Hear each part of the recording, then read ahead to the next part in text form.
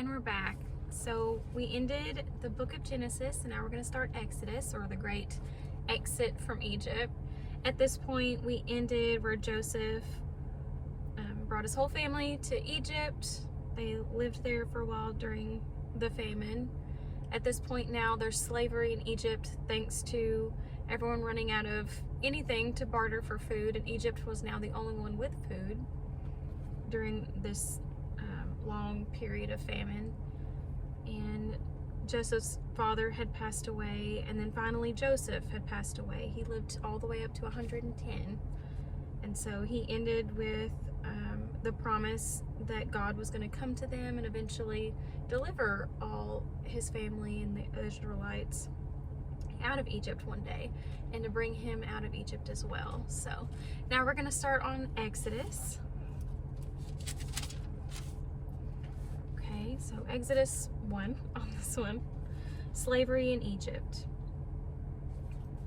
And it says, "These are the names of the sons of Israel who went to Egypt with Jacob, each with his family. You've got Reuben, Simon, Levi, Judah, Issachar, Zebulun, and Benjamin, Dan and Naphtali, Gad and Asher. The descendants of Jacob numbered 70 in all. Joseph was already in Egypt. Now Joseph and all his brothers and all that generation died. But the Israelites were exceedingly fruitful. They multiplied greatly, increased in numbers, and became so numerous that the land was filled with them. Then a new king, to whom Joseph meant nothing, came to power in Egypt. 'Look,' he said to his people, 'the Israelites have become far too numerous for us. Come, we must deal shrewdly with them, or they will become even more numerous. And if war breaks out, we'll join our enemies, fight against us, and leave the country.'" Okay, so we've got a new person in power, different Pharaoh than the last one. The last one was kind of nice. So they put slave masters over them to oppress them with forced labor.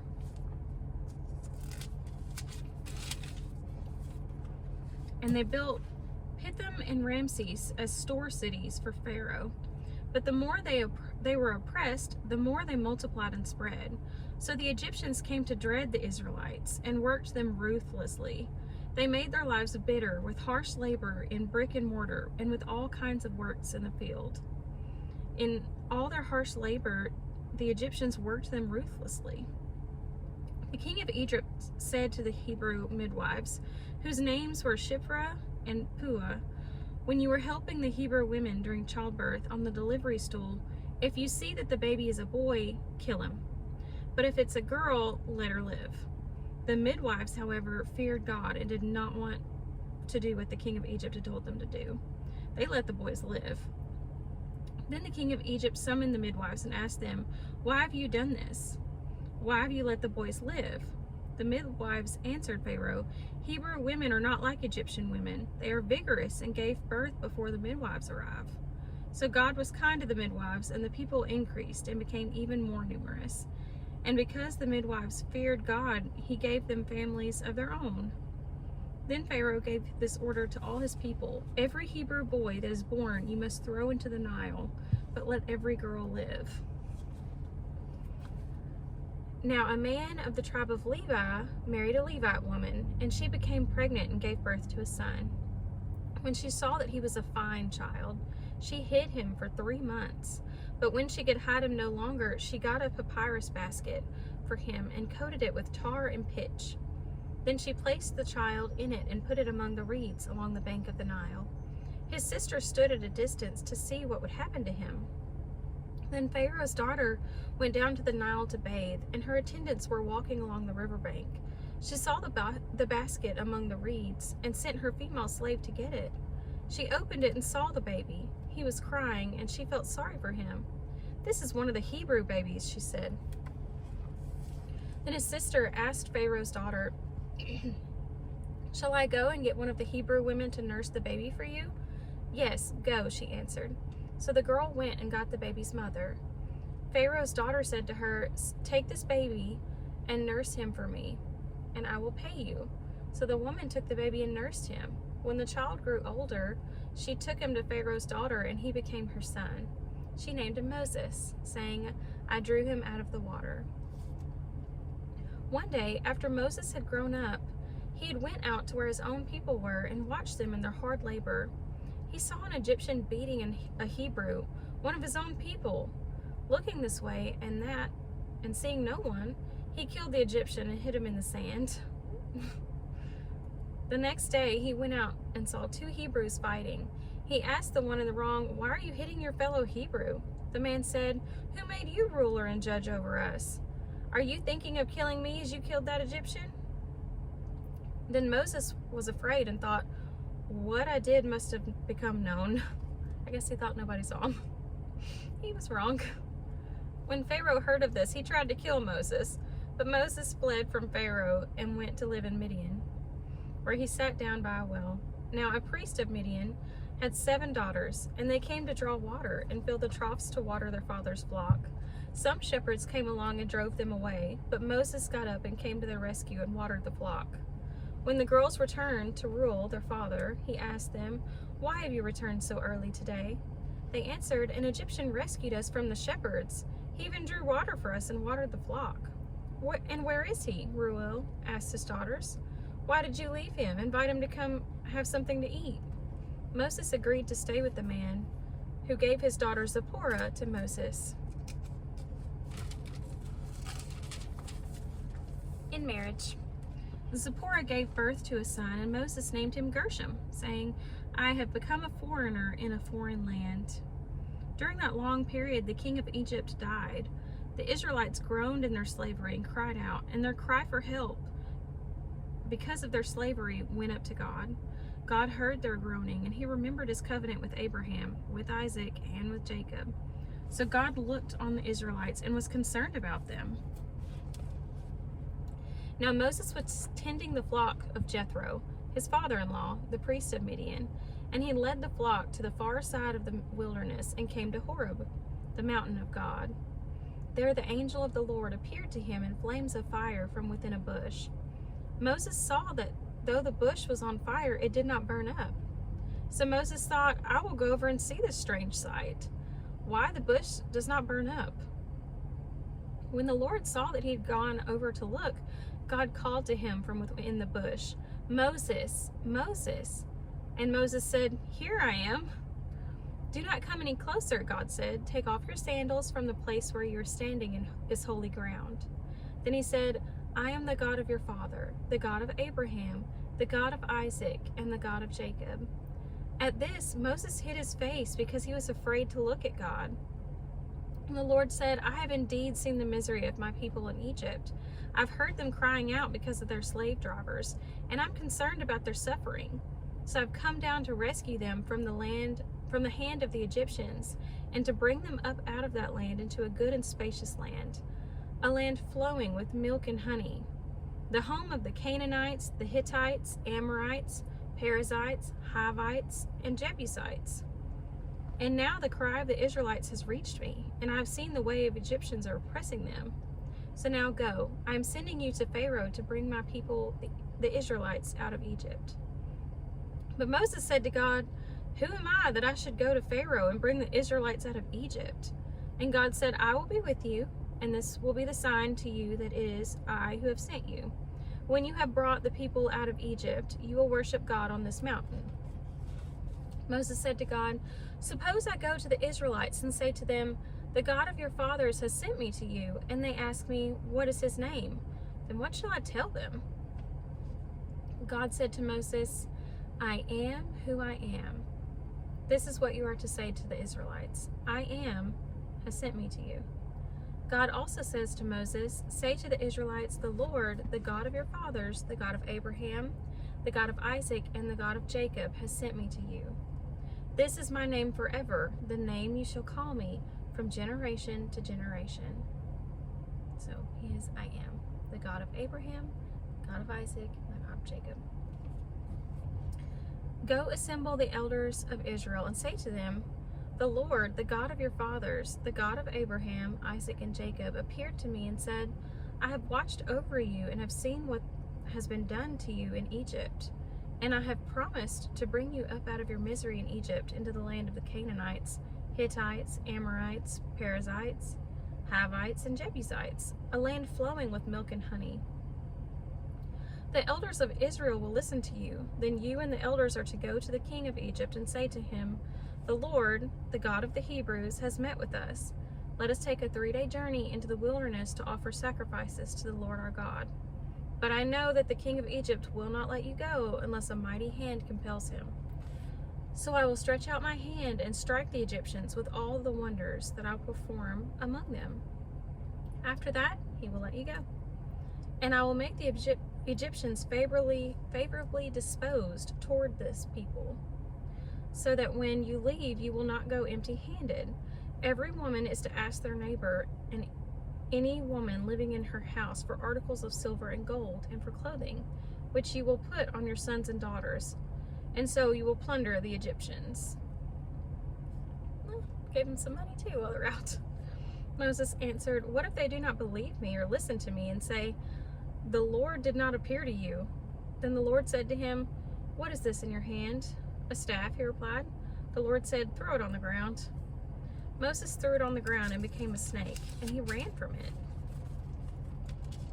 Then the Lord said to him, "Reach out to your hand and take it by the tail." So Moses reached out and took a hold of the snake and turned it back into the staff in his hand. "This," said the Lord, "is so they may believe that the Lord, the God of their fathers, the God of Abraham, the God of Isaac, and the God of Jacob, has appeared to you." Then the Lord said, "Put your hand inside your cloak." So Moses put his hand into his cloak, and when he took it out, his skin was leprous. It became as white as snow. "Now put it back in your cloak," he said. So Moses put it back in his cloak, and when he took it out, it was restored, like the rest of his flesh. Then the Lord said, if they do not believe you or pay attention to the first sign, they may believe the second. But if they do not believe these 2 signs or listen to you, take some water from the Nile and pour it on the dry ground. The water you take from the river will become blood on the ground. Moses said to the Lord, "Pardon your servant, Lord. I have never been eloquent, neither in the past nor since you have spoken to your servant. I am slow of speech and tongue." The Lord said to him, "Who gave human beings their mouths? Who makes them deaf or mute? Who gives them sight or makes them blind? Is it not I, the Lord? Now go, I will help you speak and teach you what to say." But Moses said, "Pardon your servant, Lord, but please summon someone else."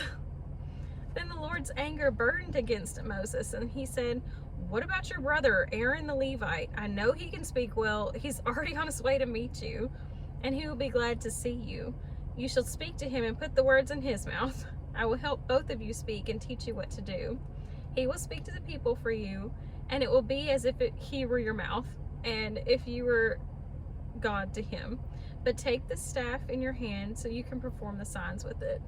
Okay, I kind of relate to this. I think we've all been nervous to public speaking, and this is something I feel like, yeah, everyone can relate to, but it looks like he gave him a helper just to help him out.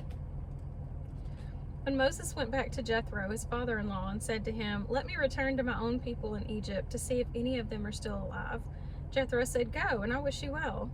Now the Lord said to Moses in Midian, "Go back to Egypt, for all those who wanted to kill you are dead." So Moses took his wife and sons, put them on a donkey, and started back to Egypt. He took the staff of God in his hands. The Lord said to Moses, "When you return to Egypt, see that you perform before Pharaoh all of the wonders I have given you the power to do.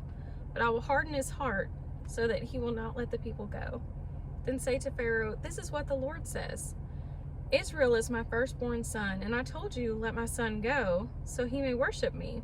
But you refused to let him go, so I will kill your firstborn son.'"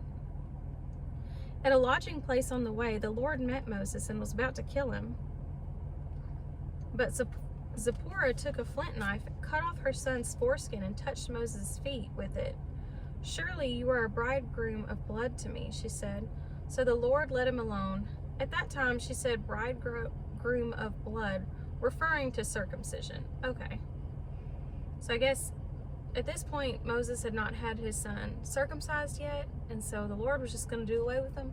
I'm sure there was something else in here that we're probably missing, but Zipporah did the circumcision herself, and God left him alone after that. The Lord said to Aaron, "Go into the wilderness to meet Moses." So he met Moses at the mountain of God and kissed him. Then Moses told Aaron everything the Lord had sent him to say, and also about the signs he had commanded him to perform. Moses and Aaron brought together all the elders of the Israelites, and Aaron told them everything the Lord had said to Moses. He also performed the signs before the people, and they believed. When they heard that the Lord was concerned about them and seen their misery, they bowed down and worshipped. Afterward, Moses and Aaron went to Pharaoh and said, "This is what the Lord, the God of Israel, said. Let my people go, so they may hold a festival to me in the wilderness." Pharaoh said, "Who is the Lord, that I shall obey him and let Israel go? I do not know the Lord, and I will not let Israel go." Then they said, "The God of the Hebrews has met with us. Now let us take a 3-day journey into the wilderness to offer sacrifices to the Lord our God, or he may strike us with plagues or with the sword." But the king of Egypt said, "Moses and Aaron, why are you taking the people away from their labor? Get back to your work." Then Pharaoh said, "Look, the people of the land are now numerous, and you're stopping them from working." That same day, Pharaoh gave this order to the slave drivers and overseers in charge of the people: "You're no longer to supply the people with straw for making bricks. Let them go and gather their own straw, but require them to make the same number of bricks as before. Don't reduce the quota. They're lazy. That's why they're crying out, 'Let us go and sacrifice to our God.' Make the work harder for the people so that they keep working and pay no attention to the lies." Then the slave drivers and overseers went out and said to the people, "This is what the Pharaoh says: I will not give you any more straw. Go and get your own straw wherever you find it, but your work will not be reduced at all." So the people scattered all over Egypt to gather stubble for the use of straw.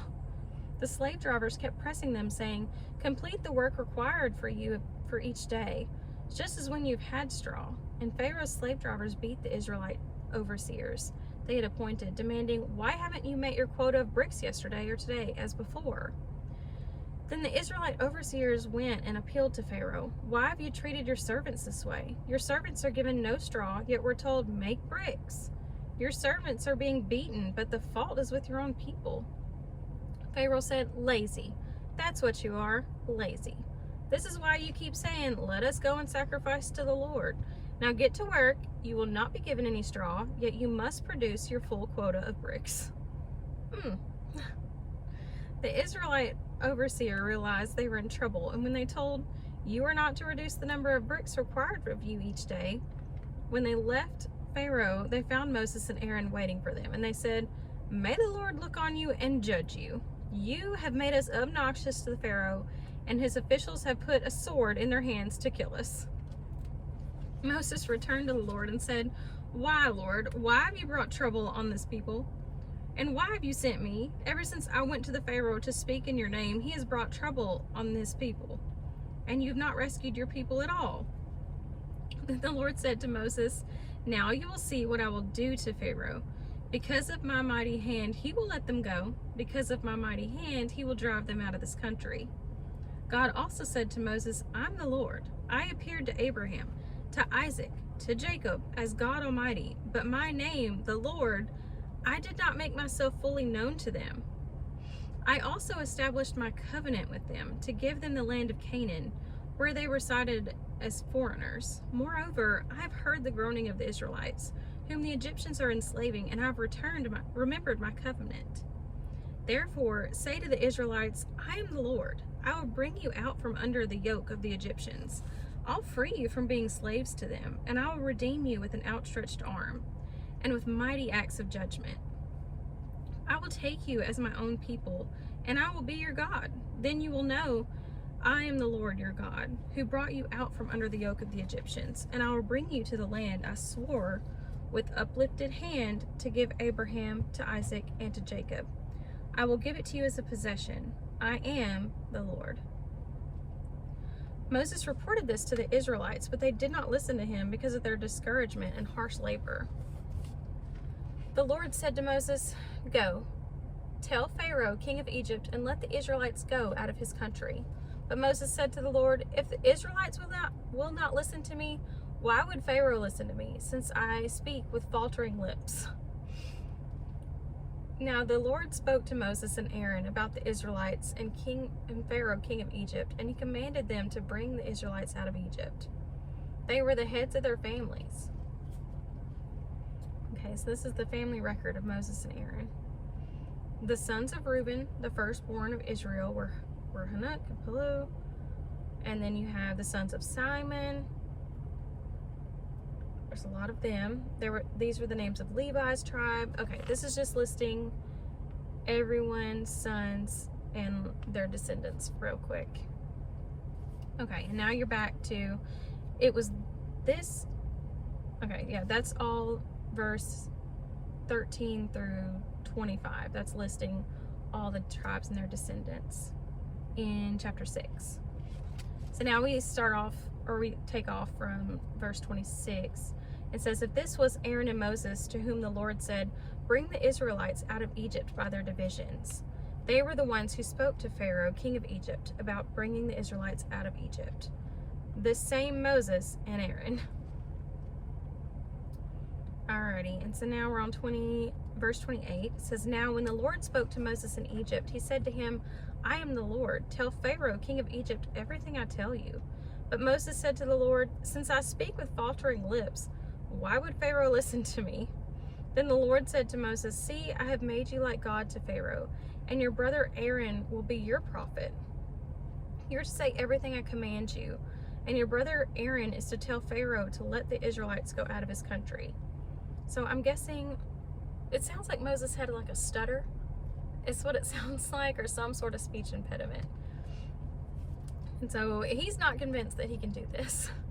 But thankfully, Aaron is here to help out. Aaron is to tell Pharaoh to tell the Israelites to go out of his country. But I will harden Pharaoh's heart, and though I multiply my signs and wonders in Egypt, he will not listen to you. And then I'll lay my hand on Egypt with mighty acts of judgment. I will bring out my divisions, my people, the Israelites, and the Egyptians will know that I am the Lord when I stretch out my hand against Egypt and bring the Israelites out of it. Moses and Aaron did just as the Lord commanded them. Moses was 80 years old and Aaron was 83 when they spoke to Pharaoh. I didn't realize they were this old when they were called to do this.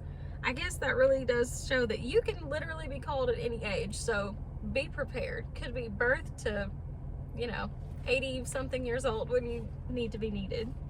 So anyway, the Lord said to Moses and Aaron, when Pharaoh says to you, perform a miracle, then say to Aaron, take your staff and throw it down before Pharaoh, and it will become a snake. So Moses and Aaron went to the Pharaoh and did just as the Lord commanded. Aaron threw his staff down in front of Pharaoh and his officials, and it became a snake.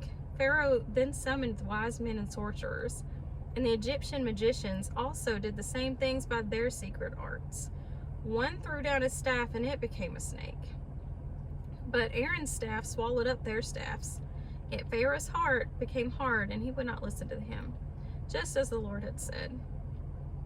Okay, I think we need to leave off here, but things are about to get more interesting for sure. He's about to do some more things to convince the Pharaoh to let them go, so we'll take off next time. We're still in chapter 7, verse 14 on this one, and we're going to start with the plagues of Egypt. So see you next time.